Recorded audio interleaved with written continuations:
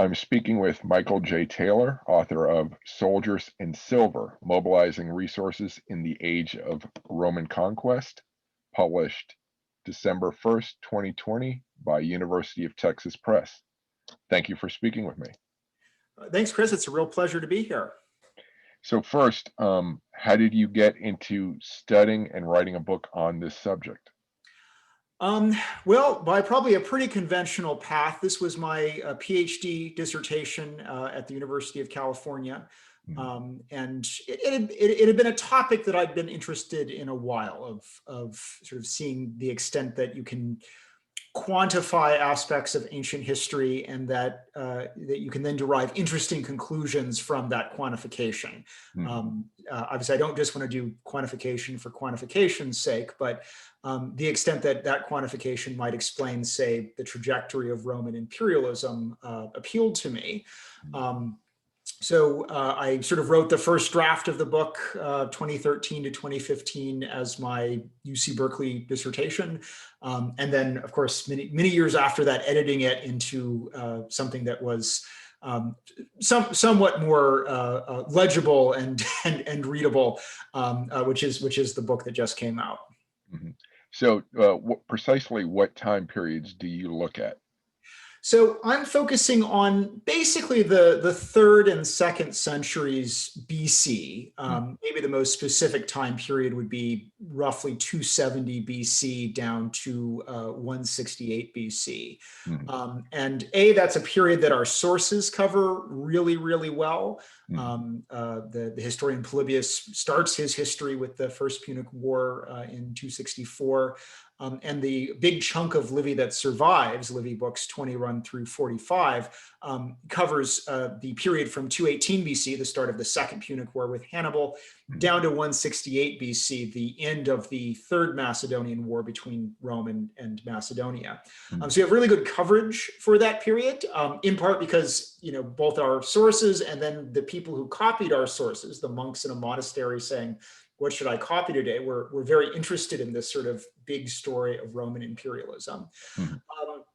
So we've got the sources to, I think, make the project possible. Lots of references to army sizes, military pay, amounts of loot and booty that are taken, that you can write there for a history of conscription and a history of kind of fiscal inputs. And of course, it's also simply a period that there's a reason why our sources were interested. That's the moment when Rome goes from being just an Italian power to being a Mediterranean power.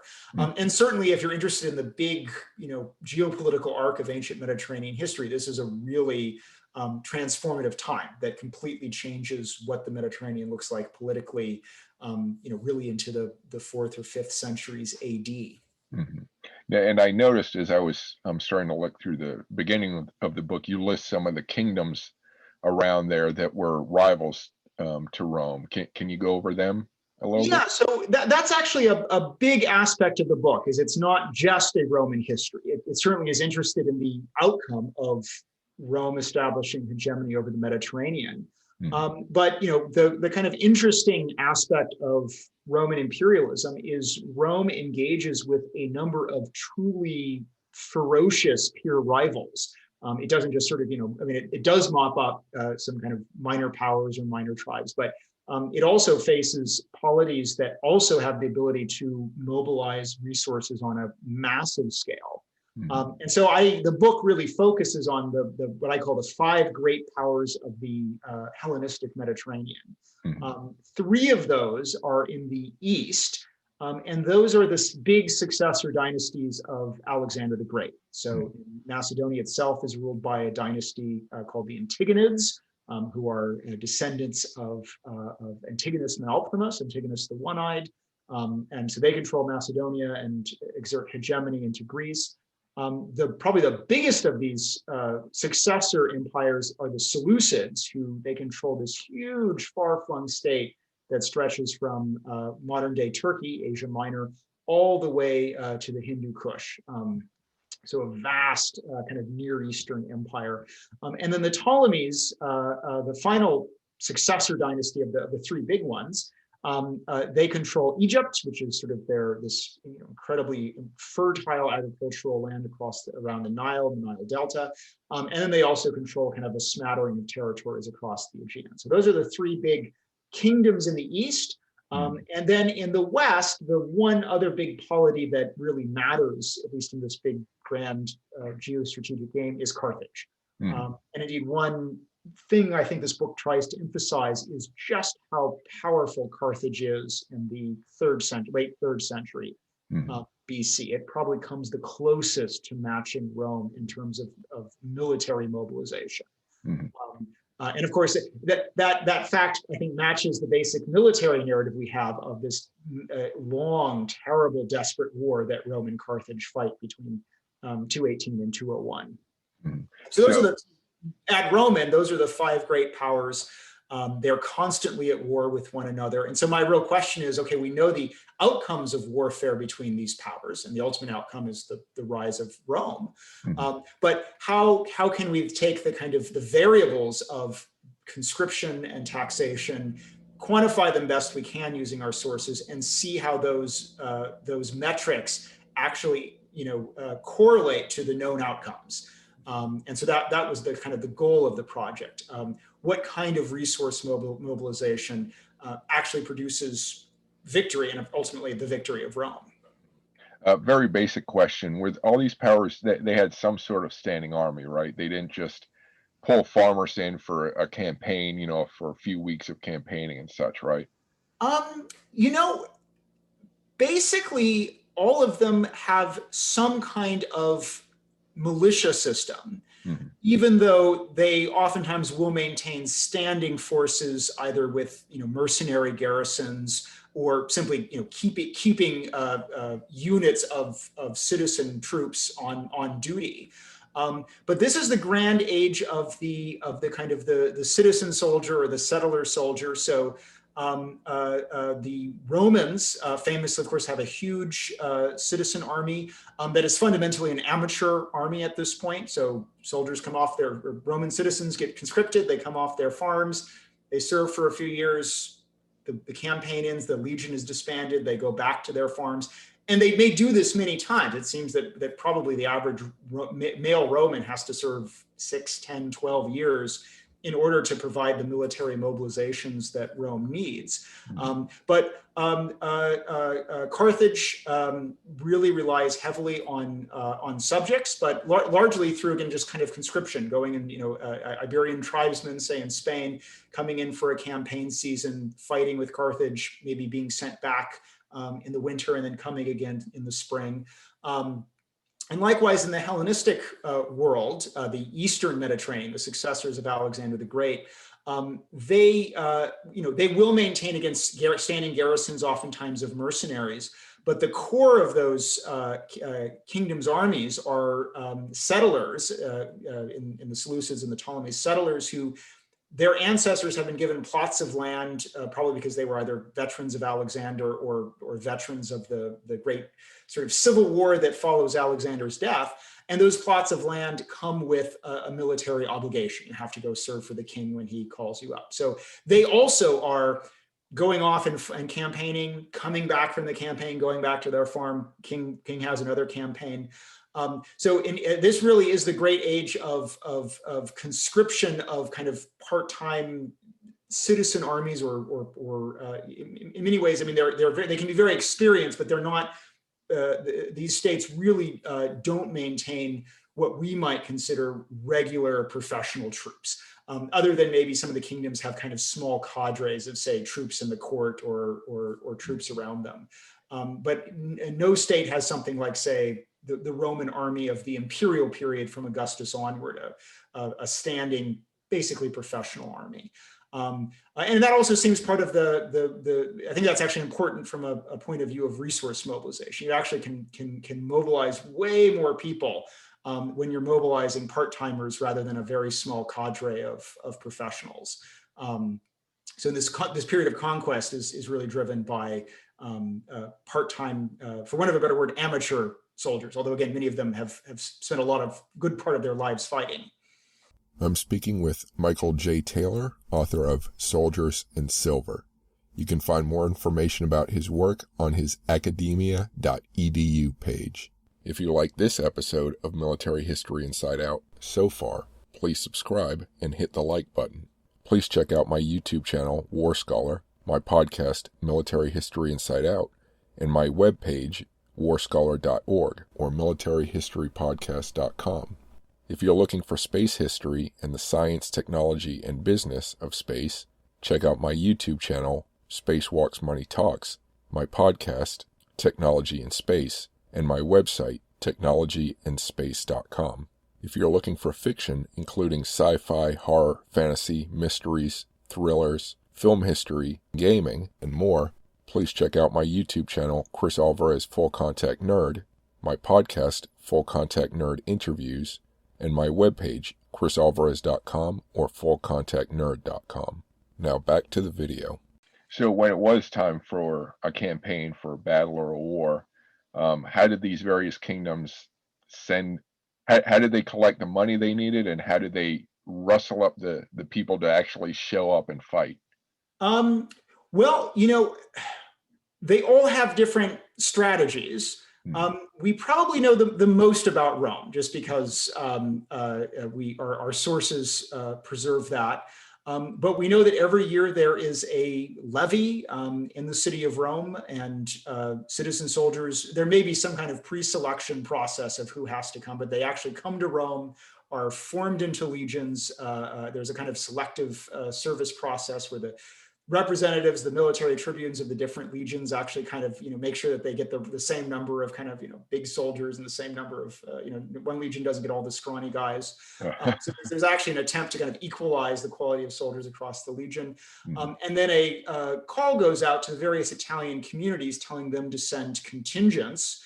And those contingents are then arrayed into the wings of Italian allies that accompany. There's one Italian wing for every legion. So there's a constant cycle of conscription in Rome that at times can be, of course, very intensive if there's a period of war.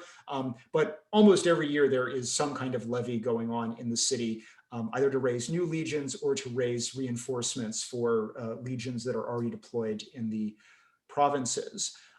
We also know we have a rather interesting inscription from Macedonia that probably relates to the Second Macedonian War with Rome and Macedonia, which was fought from 200 to 197 BC.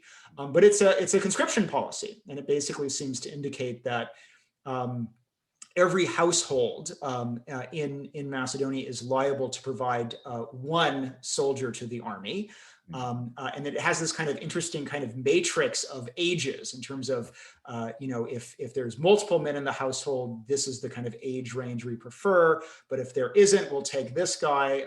And it's basically the goal is to sort of leave at least one adult with the household, and ideally to take the most kind of able-bodied male in the household to actually serve in the army. So on one hand, this is this kind of shows that, hey, there's a big war. The Second Macedonian War is a very serious threat to the kingdom, and the Macedonians ultimately lose. But they really are going household to household to identify, at least one male coming off from each homestead to serve in the army. So there we also have a sense of pretty intensive state level conscription that's being regulated, through these kind of inscribed proclamations. We do know that other the Seleucids and the Ptolemies are maintaining lists of who has these plots of land, these kleroi. They definitely have muster rolls. Communities are responsible for maintaining muster rolls. And so that also allows them to mobilize units when there's a need for, say, a mass mobilization. And we actually have a particularly good literary description when the Ptolemies are trying to put together an army. The Seleucids invade in 217 BC because the Seleucids and the Ptolemies are frequently hostile with one another. So there's a big Seleucid invasion. And the Ptolemies basically go through this massive, desperate attempt to put together a huge army. So that involves everything from calling up the clerics, the people who hold these plots. It involves hiring every mercenary they can hire, calling in mercenaries who have been sort of just manning distant garrisons and lumping them together into formations. And then it interestingly involves giving weapons and training to native Egyptians who, up to this point, native Egyptians probably are used as kind of police forces or paramilitary forces. But in this desperate emergency, they arm and equip them as heavy Macedonian style pikemen. And so I mean, and this, at least in the short term, works because the army successfully repels the Seleucid invasion. But there we actually see this kind of scramble of pulling different pools of manpower, the mercenaries, the clerics, these freshly trained Egyptian pikemen, and trying to put together a force that's big enough to deal with the military threat. So I noticed, and I don't know if I misread it, but again, in your book, it mentions how poor Rome was at this time. Did I read that correctly, or? Yeah, this is actually, I think, the one of the kind of surprises I had doing the research. I mean, I went into it, still a kind of graduate student starting my dissertation, and I kind of had a rough hypothesis. And of course, I was more than willing to see that hypothesis be wrong. But my rough hypothesis was states that had the most money would be able to fund the largest armies, and so there'd be a pretty clear linear or correlation, pretty clear correlation between money, military manpower, and ideally victory. And what I sort of found was that really doesn't seem to be the case, in that there is a pretty clear correlation between the biggest mobilization you can field and victory. Rome, this is unsurprising, but Rome puts the most soldiers in the field at one time, and that far exceeds the maximum mobilization that any other polity is capable of. It's about 200,000 is probably the peak Roman deployment during the Second Punic War. And that correlates pretty well to the ultimate Roman victory. But Rome probably for much of this time is one of the poorest of all of these states. That is, the Ptolemies are massively wealthy. We have actually a source that suggests the Ptolemies are bringing in upwards of 88 million drachmas a year. And that actually seems to correlate also with what we know about the productive capacity of Egypt. The Seleucids may be bringing in, it's a little rougher, but my guess, and there's some other scholars who've made similar guesses, is let's say 50 million drachmas. I put my best estimate for the kind of average Roman fiscal intake, or what they collect in terms of taxes and loot and indemnities. Maybe the average is around 13 million denarii or so. And a denarii and a drachma are basically worth the same amount. There's just different coins. So that means the Romans are taking in radically less, even in a period of time during the 2nd century when they are already doing very, very well, than the Seleucids or the Ptolemies. And yet they're fielding much, much, much larger armies. The maximum Roman mobilization is easily twice that, the biggest army or biggest total deployment that the Seleucids or the Ptolemies field. And so that means there's this real disconnect between military manpower and the amount of tax and kind of fiscal exploitation, which again, I thought was surprising. And that's kind of one of the bigger conclusions of the book, is that what made the difference in the military outcome, why Rome wins and, say, the Ptolemies don't establish a Mediterranean empire, is actually the nature of exploitation. That is, if you focus on exploiting your territory through conscription, you're able to raise much larger armies and have much more military success. Those two things are as would seem likely, very closely correlated. But the Seleucids and the Ptolemies in particular focus on taxation. And actually, we know the most about the Ptolemies. They are a taxation intensive state with an incredibly rigorous bureaucracy. We find all of this papyrus from Egypt that shows just how carefully they are tracking the just dozens and dozens of different types of taxes that mostly the peasants of Egypt owe. And then they're extracting a huge amount of the agricultural surplus. So the downside is the Ptolemies are famous for being rich and for having a kind of luxurious display as being a key aspect of their kind of royal presentation.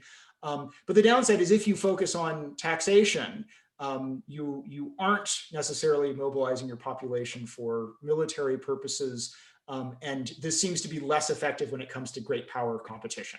That kind of actually, I think, to me, explains why there's this weird disconnect that the states that have the two largest mobilizations are Rome and Carthage. And yet, one thing that surprised me is Carthage is really very close to Rome. It easily is raising over 150,000 soldiers during several points during the Second Punic War. So not that far behind Rome, and easily double again what the Ptolemies or the Seleucids are raising. But the Carthaginians too really focus on conscription. When they go into Spain, they obviously are looking at the silver in Spain, and they are exploiting that. But the big thing that they're doing is demanding the military services of the people that they're conquering, and this allows them to raise large and effective armies and almost beat the Romans. So yeah, in many ways, when it comes to this kind of great power competition, at least in the in Iron Age warfare, the manpower matters a lot more than the money does, or at least there's a big disconnect between those two factors, which again surprised me from what I would have thought starting out. And what about the types of governments in each of these nations? I think that is another very actually important variable because we actually have two fundamental governmental types. We have Hellenistic kingdoms in the east, and we have republics in the west. So both Rome and Carthage have at this point a republican form of government, and that involves some kind of interplay. We obviously know much more about Rome, but even in Carthage, there's an interplay between elected magistrates, some kind of aristocratic council, and popular assemblies. And that in Rome, those are the voting assemblies, the Senate, and then the consuls. And Carthage also has different, but that same basic set. And I do think that actually makes that can make a lot of difference. One thing that actually a colleague of mine, James Tan, has noted is republics actually, at least ancient republics, tend to, they don't actually try to always maximize their revenues. That may be another thing that explains why the two republics have lower revenues. Because if you maximize your revenues, you risk whichever aristocrat happens to be in charge right now in the rotating, kind of power sharing arrangement that these republics have. You don't want him to be the guy who's necessarily spending the big influx of money coming in all at once. So republics oftentimes will take steps to actually turn away revenues that they could otherwise extract. And we do actually see some instances in this with Rome. They actually are definitely exploiting the territories that they're capturing. But for example, in 167 BC, they stop taxing their citizens, and that actually means that they're actually foregoing revenues that they could otherwise have. And the Romans are also very reluctant to actually create formal provinces, so that they're obtaining hegemonies in various places, and yet not necessarily immediately trying to exploit the resources there. And this most famously happens in Macedonia, which the Romans crush in 168, overthrow the last Macedonian king, but do not annex the province of Macedonia with its very rich silver mines for another 20 years. So that may be one factor that we see, that kings want all the money they can because they need to be the richest, most powerful guy there. They need that money to essentially buy off their courtiers and so on. So that may be actually one factor that monarchies and republics have a different approach to fiscality. One other factor, and this is where I actually thought it was kind of useful to, one advantage of doing a couple of quantifiable metrics is it also then forces you to cast some light on the unquantifiable things. So for example, it was a little puzzling to me. Why do the Romans and the Carthaginians, when they suffer casualties, and casualties was kind of one factor that I considered, both sides in the Second Punic War take extraordinary losses. I mean, the Romans famously lose battle after battle between 218 and 216, culminating in the just massacre they suffer at the Battle of Cannae. And yet, despite all of these massive casualties and all of these defeats, they keep fighting. And for Carthage, it's actually very much the same. Carthage, by the latter part of the war, is also losing battle after battle after battle, and yet they keep fighting, really right up until the bitter end, when at the Battle of Zama just proves kind of one battle too many. So with the two republics, we see a willingness to absorb massive losses. And we actually don't see that with the Hellenistic kings. They lose one battle, and yeah, they do suffer oftentimes heavy casualties that are difficult to replace. But you sort of do the demographics. You say, well, they still could raise another army. They still have more people. They could still keep going. And they, in many instances, don't. Frequently, one bad defeat is enough for a Hellenistic king to come to the table and negotiate. And I suspect that some of this has to do with the nature of the brittle nature of monarchic legitimacy. Particularly for the Seleucids and the Ptolemies, who are essentially descendants of a foreign conqueror. They don't even have the legitimacy. I mean, the Macedonian kings can at least say, hey, this is our ethnic king. We're Macedonians, and he's the Macedonian king of the Macedonians. The Seleucids and the Ptolemies are interlopers. And so with that kind of fragile legitimacy, with kings actually pinning a lot of their status on their abilities as a general, this actually means once they lose a battle, they tend to want to cut bait very quickly. It's better to just lose the war and be done than risk another defeat and another defeat and another defeat. So this, again, is kind of where we see, there are plenty of times in the wars, say that the Romans fight with the Antigonids or Seleucids, or that the wars that the Seleucids and Ptolemies fight with each other, they lose a battle and they still have the men. They still could fight again. They haven't suffered enough casualties that they're out of people, but they oftentimes capitulate, and I think it's for ideological reasons related to the just kind of brittle ideology of Hellenistic kingship, that they're just less secure in their position, whereas republics, where because there's just more legitimacy, that in part is the product of the kind of participatory aspects of those republics, are better able to take a defeat and say it's worth us fighting on. So those are two. I mean, those are just a couple of areas where the key variable does seem to be kind of republic versus monarchy in this kind of great power system. There are, of course, some big differences between the republics. I mean, Rome is very reliant on its citizen army. The Romans have made a series of decisions, really starting in the 4th century, to expand the Roman citizen body. So Rome has a huge citizen body at least for a city-state. It probably has about over 1 million free citizens, free or freed citizens. And that translates to about 350,000 adult male citizens capable of military service. Carthage famously doesn't have a big citizen army.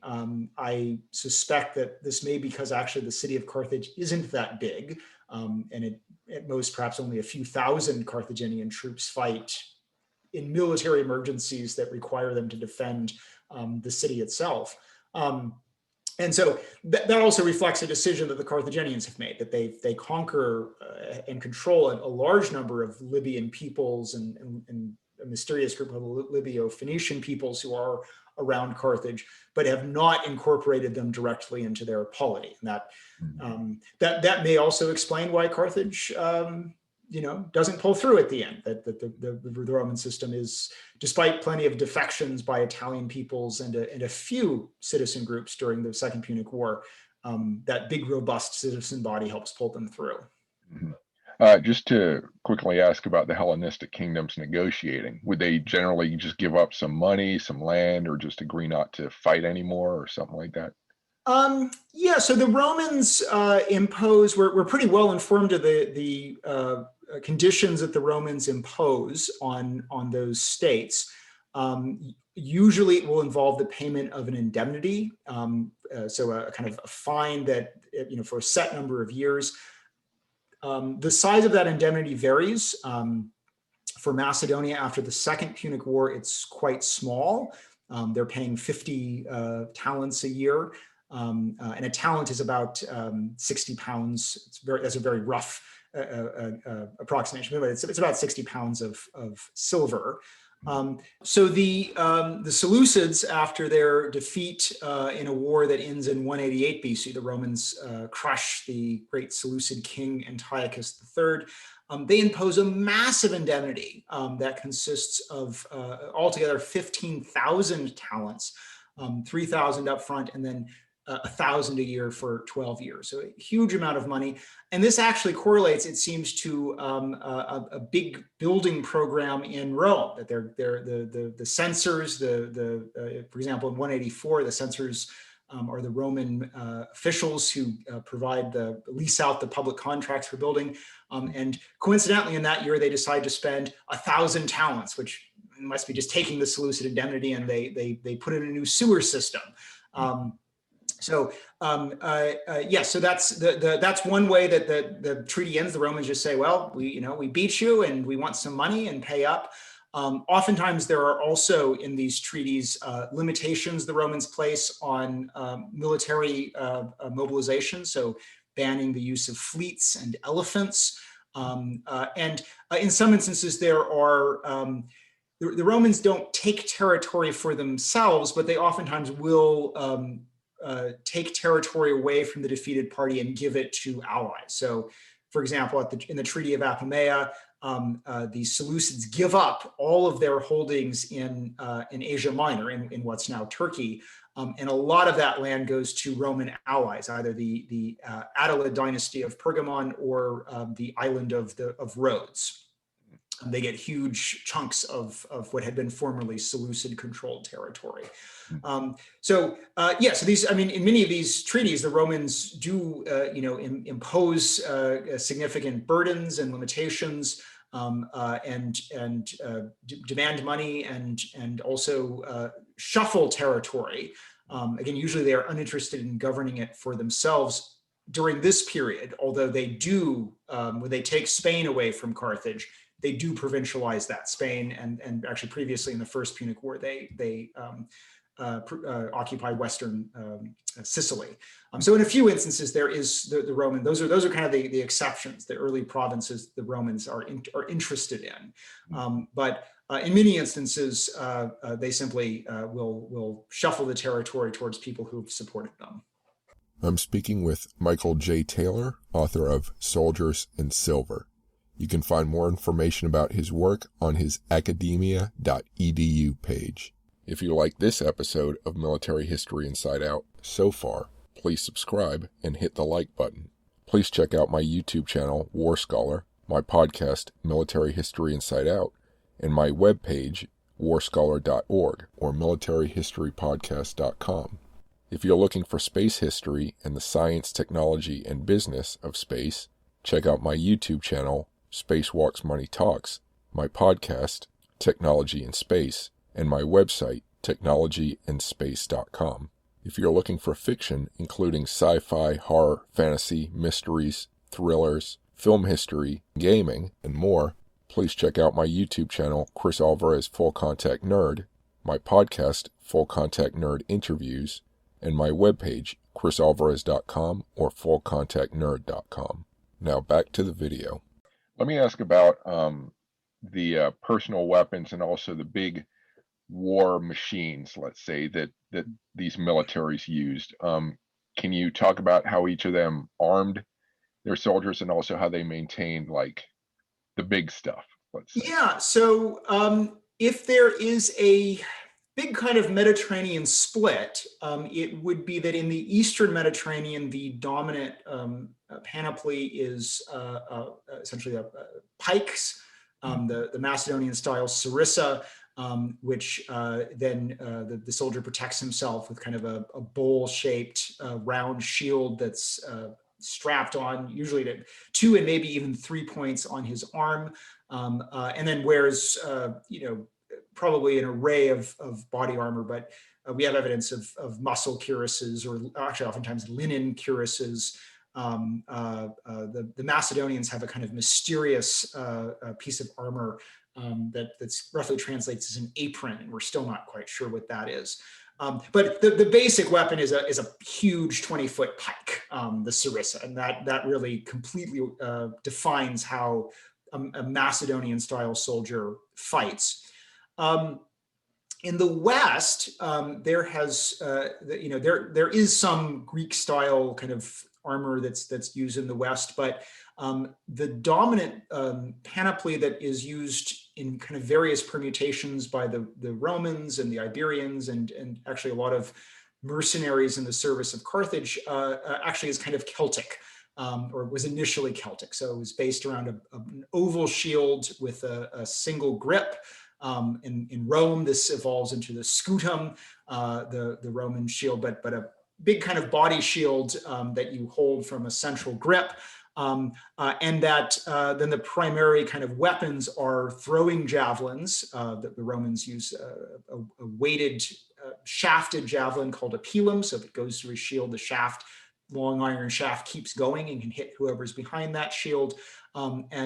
The Romans then, the sword the Romans use is a sword they discover or encounter in Spain, but it's the sort of Iberian permutation or Iberian evolution of what had been the old Celtic Latin style sword. Good. The Romans call it the gladius hispaniensis. It's good for stabbing and slashing and kind of close order combat. But it should be noted that in the West, kind of soldiers armed with oval shields and kind of swords throwing javelins is actually pretty common. Both the Romans and also the Celts and Ligurians and Celtiberians and those are groups that the Carthaginians are using as their foreign troops. And then in the East, you have these closely packed pike phalanxes with their 20-foot spears. Although in the East, you also see, particularly in the Seleucid Empire, which is mobilizing from native troops, you'll actually see a wide array of local regional weapons, fighting styles. And sometimes that's where you also get your specialists, archers and from Crete, slingers from Elam, and so on. So sometimes that's an advantage of having a lot of different kind of martial traditions in your empire. Is you actually have a lot of kind of specialists who can do idiosyncratic things. So those are kind of the basic difference in terms of weapons. Let me interrupt then. So were individuals, did they keep these weapons, at home, or were they distributed when they collected together for war? So it seems that many, if not most, citizen troops owned and maintained their own personal weapons, and so that they would report to duty. That being said, it does seem that the state took measures to make sure that citizens were appropriately armed. So, for example, Polybius, our source for the Roman army, says, he says, citizens are told the basic type of armaments that they need to bring. So you have to bring a scutum if you're fighting as a Roman heavy infantry. But he also says that if a Roman soldier needs a weapon, he can, it's deducted from his pay. So clearly that means that there is an administrative system for providing weapons to Roman soldiers who aren't able to provide one for themselves or have had a weapon lost or damaged. We also have a Macedonian, again, inscription that actually specifies a series of fines if soldiers are missing a certain type of weapon. So if they don't have their sword or their shield or their cuirass. And that, of course, suggests that the state is requiring them to provide the weapon, but has a measure to punish them if they don't have a very specific very specific weapon. We do also hear, though, that the Macedonian kings stockpile weapons. So supposedly before the Third Macedonian War, the Romans get a very scary report that Perseus, the king of Macedonia, has a huge stockpile of weapons for thousands of soldiers. So again, probably there's a kind of interplay that the various states produce and maintain some stores of weapons that can be distributed to soldiers, but in many instances, the soldiers are providing their own weapons as part of their kind of militia service. Mhm. And as far as the big weapon, fleets, elephants, did the kingdoms and republics maintain those? Yeah, so that's one where, yes, the shipbuilding seems to be something you really have to do at the state level, and the same with war elephants.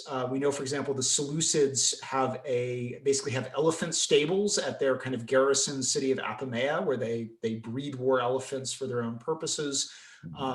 And we know that the Ptolemies have, they seem to actually be kind of aware that they don't have as good of elephants, or their elephant corps isn't as sufficient. And so we know that they start undertaking elephant hunts. That is, they actually have whole groups of soldiers and specialist hunters who go down into southern Egypt and try to capture elephants in the wild to be war elephants. And we have documents related to the pay and provisioning of these sort of hunters who are trying to rustle up an elephant corps for the Ptolemies.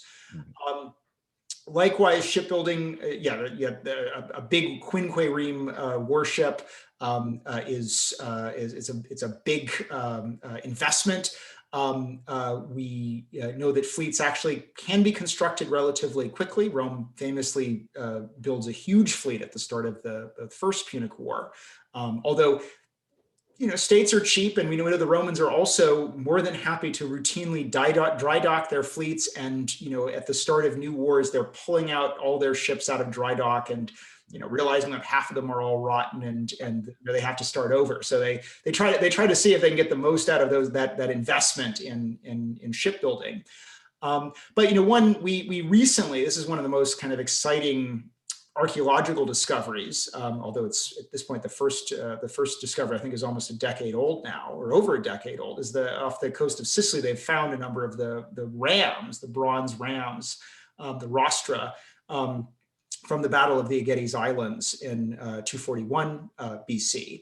And one of the inscriptions that these rams have, they're almost all Roman rams with Latin inscriptions, but they have the probatio inscription of essentially the Roman quaestor inspecting the rams and saying, I approve this ram for government service. And it actually has a little inscription of who the quaestor was. In a few instances, it was a board. Kind of an ad hoc board that does this probatio. But this is just kind of an administrative aspect of a Roman official approving the fulfillment of what had probably been a pretty big government contract. So those things like elephants and ships are the things that require kind of capital investment. We definitely have, we see that being done very much at the state level. Do we have any idea, any guesses as far as the size of their war budget? Like what percentage of their annual revenue went to war functions or maintenance of this stuff? So for Rome, and one of the projects of the book was the extent that we can kind of reconstruct the Roman budget, not just what they're spending on war, but what they're spending on temples or sacrifices or festivals. So there is some guesswork involved, but they probably at this point in time are spending roughly 75% of all of the income that they're getting on either legions or fleets. So this is the vast proportion of all state level spending is military spending. For the other powers, it's a bit of a guess. It's easier to reconstruct their military spending and a little more difficult to reconstruct civilian spending. There is some reason, say, for the Ptolemies, who are really, really rich. I mean, again, the Ptolemies are bringing in darn near 90 million drachmas a year.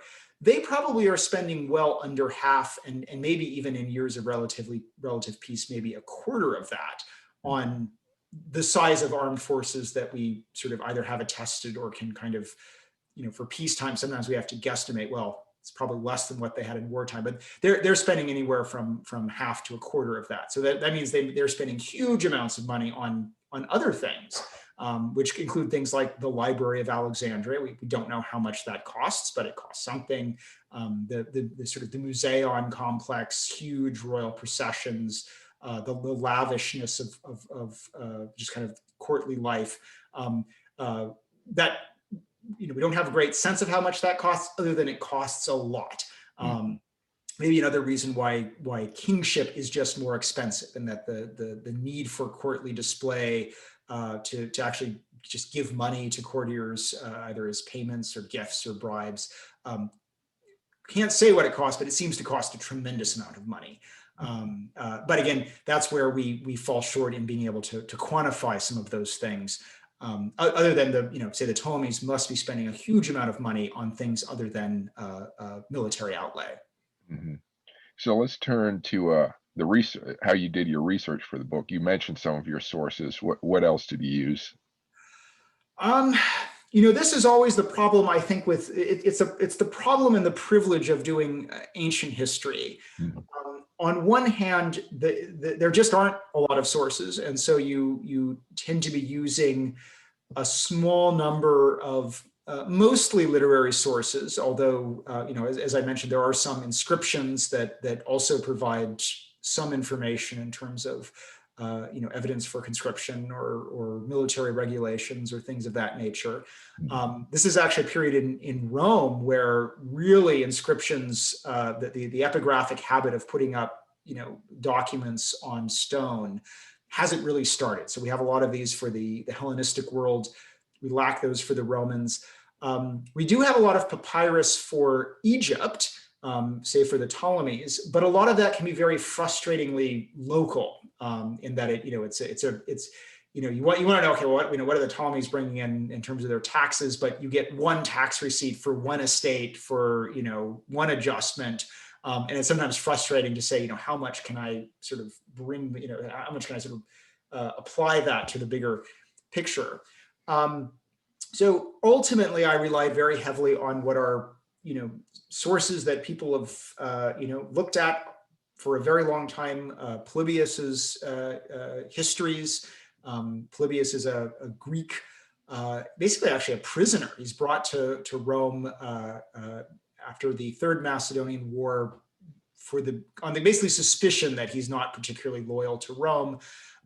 And he's lucky in that he befriends a young Roman aristocrat and enjoys a very comfortable captivity where he gets to go to dinner parties and chat with people. And, he can't leave, but he's enjoying the life amongst the sort of the beautiful set in Rome.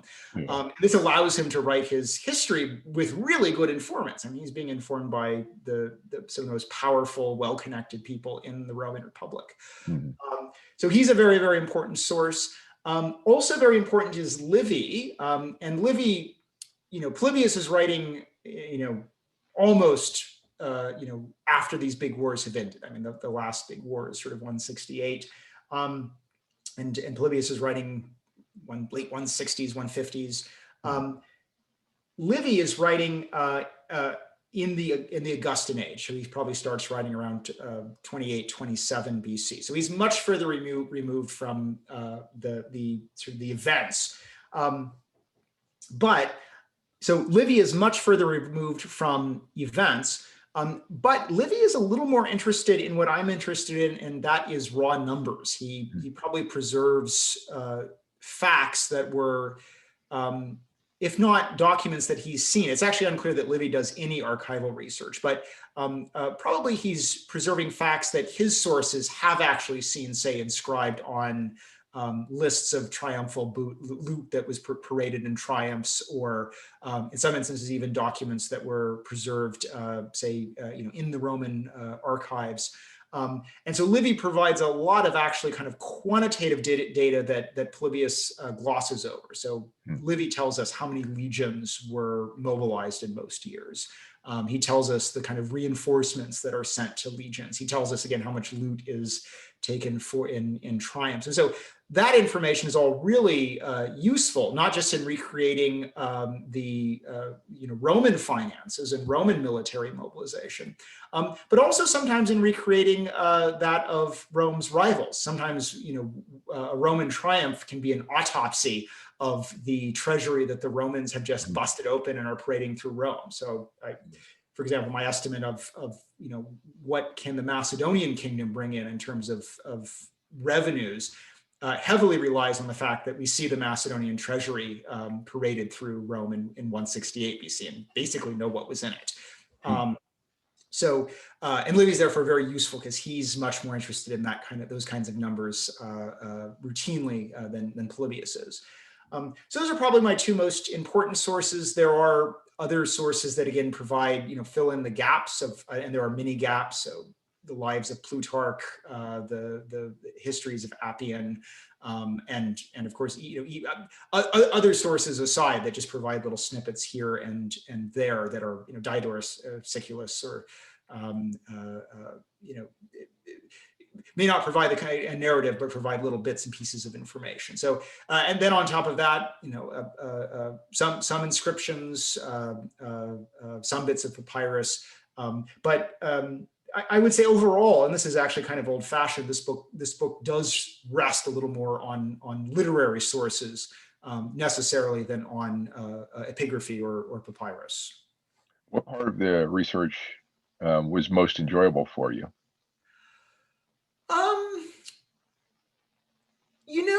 I definitely think, particularly when, as part of the dissertation process, the opening phase, when you're just kind of, you're not necessarily writing yet, you're just trying to, you don't even know the full contours of the problem, can be kind of the most exciting, in that you're reading, you're seeing what other people have said, you're realizing sometimes through disappointment, what conclusions have already been made, and then sometimes you get really excited when it seems that there's something that you think you can say that no one else has argued. So that kind of, that early phase where there's a lot of possibility, is certainly fun, and it's probably the most kind of exciting part.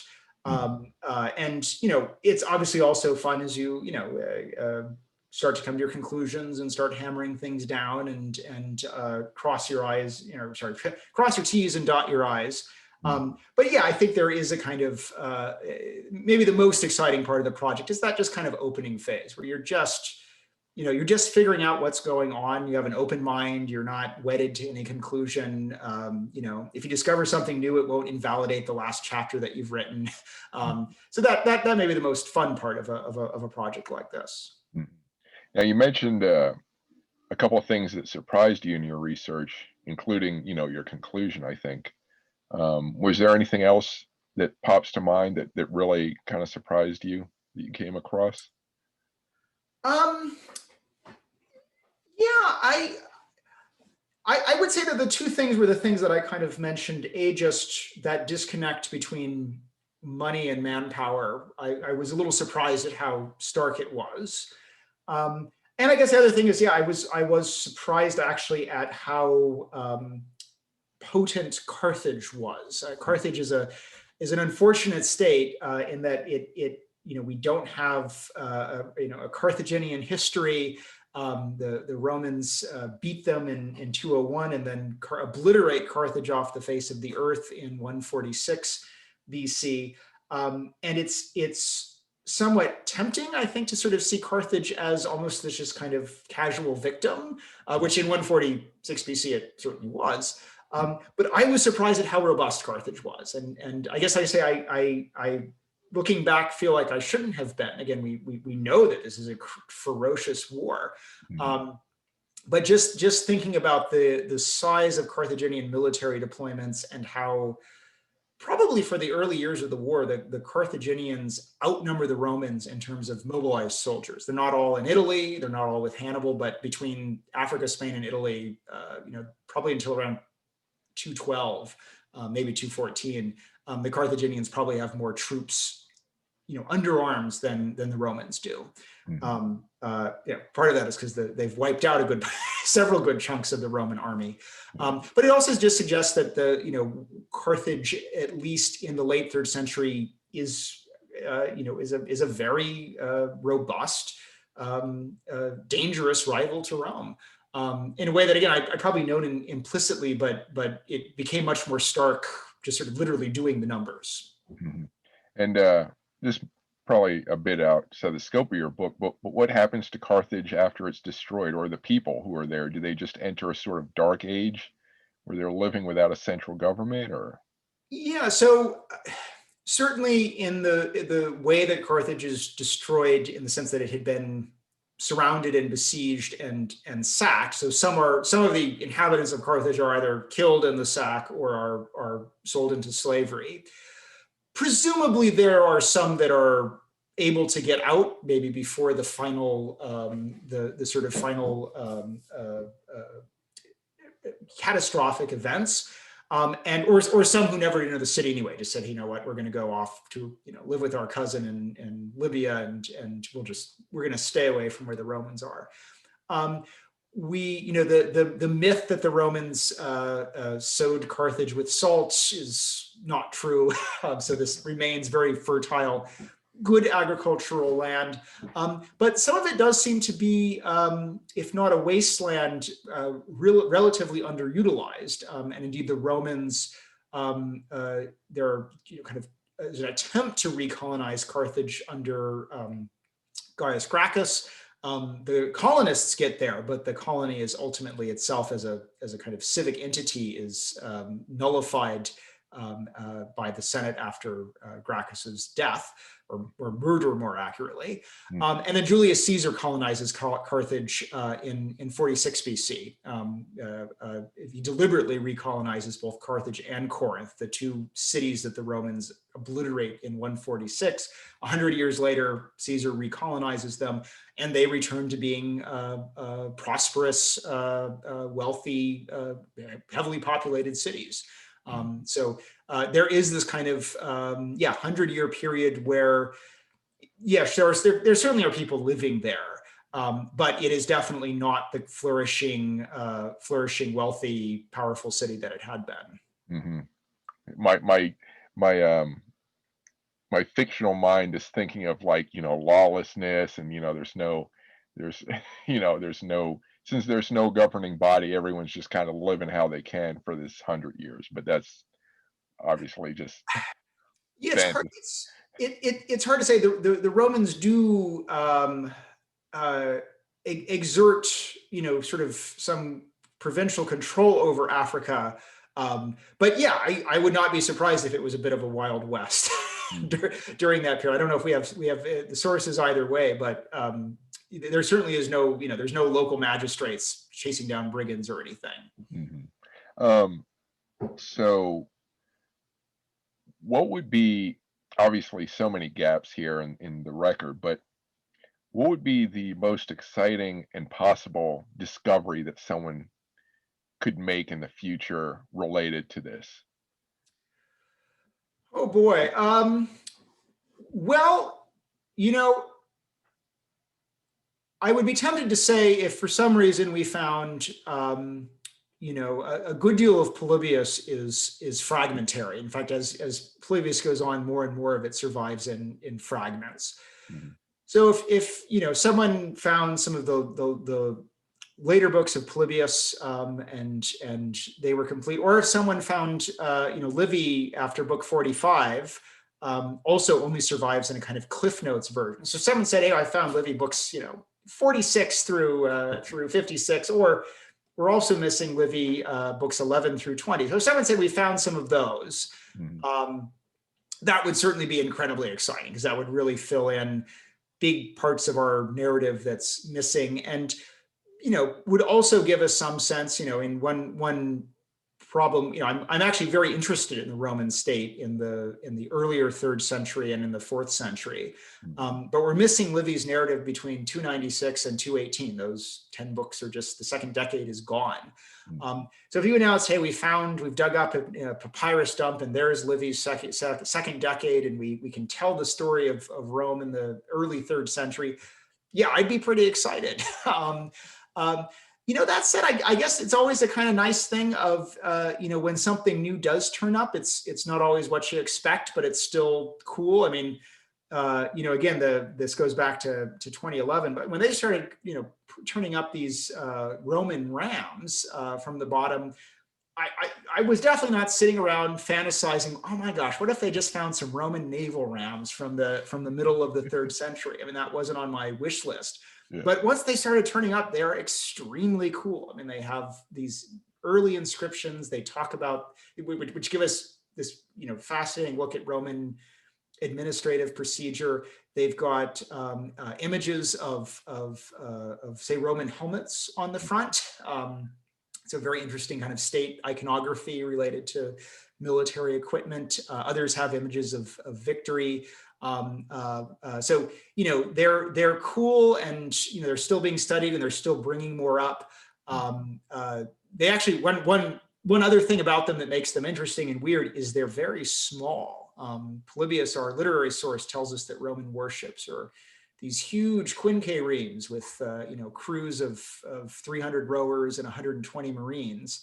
And then we find these Roman ship rams, and you can basically judge the size of the ship from the ram because it fits on the end of the keel. And these things are tiny. they're probably triremes.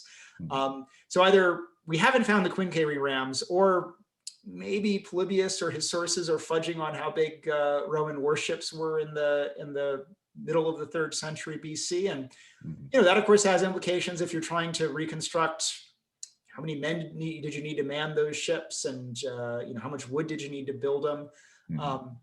So even right there, you've got this new piece of evidence that can tell you a lot of things, ranging from inscriptions, administration, iconography, and even also big kind of quantitative questions on, like, how many trees did you have to cut down to build the fleet that supposedly the Romans launched. So I guess with this kind of history can be dry, but was there anything you came across that had an emotional impact on you that really struck you, either positively or negatively? And I know with this sort of material, you're maybe not going to have that happen, but I'm just curious if maybe you did. I mean, certainly there are, aspects of the ancient world where you confront, humanity in all of its aspects in a way that can be quite stark, whether it's the sort of people huddled together at Pompeii or Herculaneum, or just other kind of archaeology that sort of reveals something about kind of people's daily lives. I would say that this project, because yes, it is a kind of bean, there's an element of bean counting that obviously can in some ways gloss over the really horrific aspects of this period. In some ways, maybe I'm more cognizant of, while I'm interested in these kind of quantitative metrics, and I'm interested in how this explains Roman imperialism, I'm also under no sort of I'm under no illusion that this isn't a period of just horrifying suffering that's caused by the warfare, the casualties, the displacement, and of course that suffering can easily be kind of elided simply by the fact that we just get these kind of numbers. Yeah, there's 18,000, 8,000 dead here, or so many thousand people enslaved. I guess if there was one thing, that maybe gives you pause at least. One question is, how much are the Romans, how much are slavery bringing into them? How much is that actually generating revenues for the Roman state? And one kind of general conclusion that I came to is less than you'd think probably because the Romans are selling such huge numbers of really desperate and kind of damaged people when they're liquidating. They try to sell the slaves very quickly, right? Because if you're the Roman commander, you don't want to feed slaves, you don't want them with your army. So people are enslaved, and then they're very quickly sold to slave traders who follow the army. And one thing is, there's a huge Roman slave raid in 167 BC after the Third Macedonian War. They go to Epirus, and supposedly they enslave 150,000 people in one day. So massive enslavement. And I was actually trying to answer the relatively dry question of, well, how much money did the state make so that I can put together the budget? And this is a really, and the sources indicate they didn't make all that much. They gave some to the soldiers, and the amount they gave to the soldiers suggests that the per capita of cost of the slave was extremely small.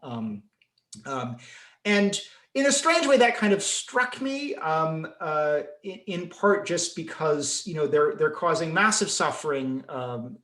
Hundreds of thousands of people are being violently ripped away from homes and family, and because of the economy of that, because when the supply goes up, the demand's the same, the price goes down, and we have the price, and it's basically a pittance.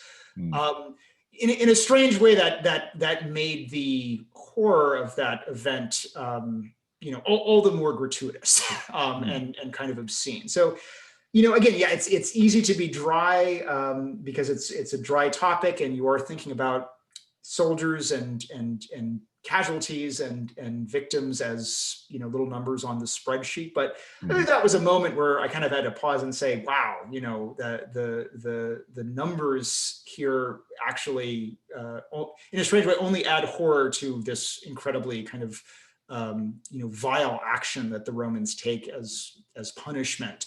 For this, for people who they thought had insufficiently supported them during the war. So, and of course, there are obviously many other elements when you confront other evidence that maybe gets you a little closer to that kind of human cost. But without question, there's massive suffering behind a lot of the numbers in this book. Yeah, I'm glad you shared that particular incident, because I think it really does, the way you described it, it really does kind of hit you in the face. As far as, we had so many slaves that we could just barely get rid of them, but we had to, that's kind of. And, I didn't pursue this, this sort of line of inquiry, although I think there are historians who are doing so. There is some crossover with what we know about transatlantic African slavery, that large numbers of slaves are being bought extremely cheaply because there's been a war, there's been some kind of displacement.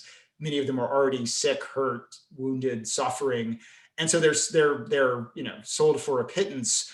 And that's one reason why there's so little kind of the callous treatment of slaves on the Middle Passage is in part because well, if they make it across. So I think that is the same brutal dynamic, and that's something, because this wasn't the main focus of the book, but I think you could certainly there is a book, I think, to be written on the kind of economy of slavery and conquest that would probably delve even more into those kinds of rather horrifying statistics.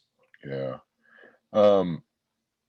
So apart from filling in the historical gaps, what do you hope readers will take away from this book? Well, I hope that, if anything, it tries to situate Roman imperialism in the kind of broader state system, the broader geopolitical system of the Mediterranean. That was kind of the goal when I started the project. And that was in part, and this is actually just kind of oftentimes a matter of necessity, but most work on Roman imperialism just focuses on the Romans. And that's oftentimes by, again, you have to do it because you have to limit the topic. And also there's, matters of scholarly expertise. And so I really wanted to situate the Romans, which admittedly is my area of scholarly expertise, but within the broader system that they're operating in. It is, I think, easy sometimes to sort of say, well, the Romans are these kind of, they're these ferocious imperialists, and they're just going, kind of picking off victim after victim. And, again, I don't want to downplay the sort of savagery or brutality of Roman imperialism, but it did seem that you can't appreciate Roman imperialism without appreciating the really quite extraordinary resources and capacities that the peer rivals have. And so that was kind of the main. So there's the intervention that I hope the book would make. It was that, and that to understand Roman imperialism, we have to understand, the tax system of Carthage, or the revenues of Carthage, or the conscription system of Macedonia, or the organization of Seleucid armies, because it actually gives us a better sense of the geopolitical scenario in which the Romans are operating in.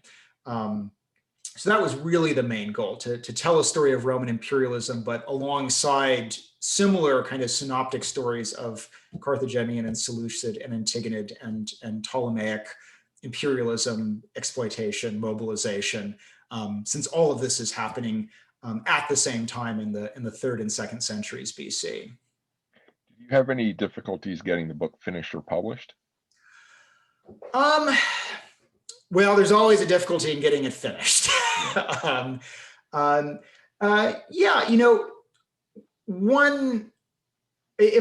some ways, the biggest difficulty was this, clearly, if you're writing about Carthage and the Seleucids and the Antigonids and the Ptolemies, that grand goal that I had setting out, and I'd like to think maybe I've partially accomplished.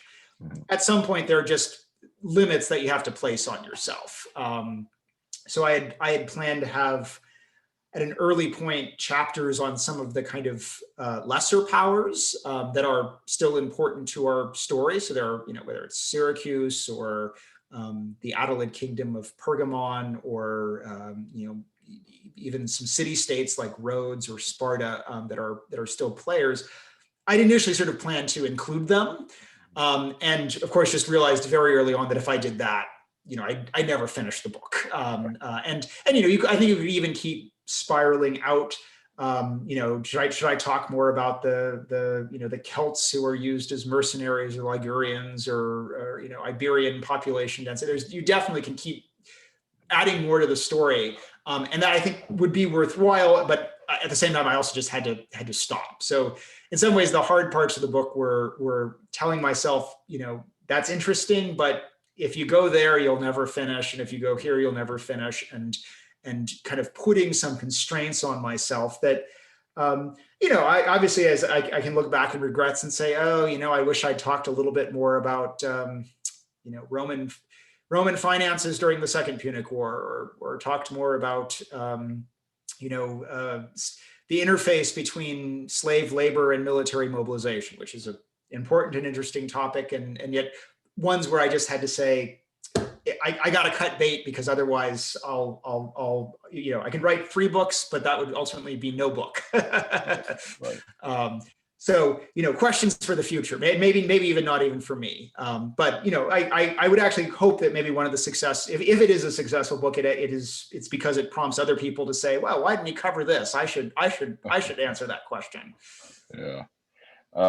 What's your current writing project? So currently I am working on a monograph on the citizen army of the Roman Republic as an institution. And I guess we'd say this is related to sort of some of the interests in this book. But certainly the fact that military service may be one of the prime ways in which a Roman citizen interacts with the kind of abstraction of the Roman state, and also the fact that the citizen army is so critical for, again, the really astonishing trajectory of Roman imperialism. I kind of, this sort of book, looked at numbers, but I actually now want to actually think about institutions and how it functions as an army and also kind of the relationship between the army and the republic. And so, again, hopefully it'll answer some of those unanswered questions in the book or unaddressed questions in the book, but it'll be much more of an institutional history rather than necessarily a kind of quantitative history. So that's the next project, although still in that earlier phase, I would guess, research and kind of thinking and less writing at the moment. Do you have a presence on the website or social media where people can follow your thoughts, your work? Yes, so I put whatever documents I can for copyright reasons, but I try to post whatever I can on an academia.edu site. Mm-hmm. And I post, I have a Twitter account that is sort of my academic account. I don't tweet about, politics or pop music. When I tweet, it is about the Romans. Mm-hmm. But I tweet sparingly on that account as well. And what do you want to share that with people? Sure. I can provide you with the links. Okay. Let's see. So my academia.edu account is at academia.edu/mtaylor. Mm-hmm. And that's spelled Taylor? Yes. So mtaylor. And then I also, my Twitter account is at Dr. Michael J. Taylor, except it's just Tayl 1. Okay. So Dr. Michael J. Taylor, I guess. I don't even know how you pronounce it. Dr. Michael J. Tayl 1. Okay. On Twitter. Okay. Well, that's all the questions I have. Do you have any final thoughts or words? Not really. I think thanks for having me on, and it was a real pleasure talking about the book with you. Good. Yeah, thank you. I really enjoyed it. I appreciate your time. Okay, great. Thank you. In the next episode, I speak with Ed Sherwood, who both participated in and wrote a book on the 101st Airborne's participation at the Battle of Tam Kee in Vietnam. Bullseye the subscribe button to catch that episode.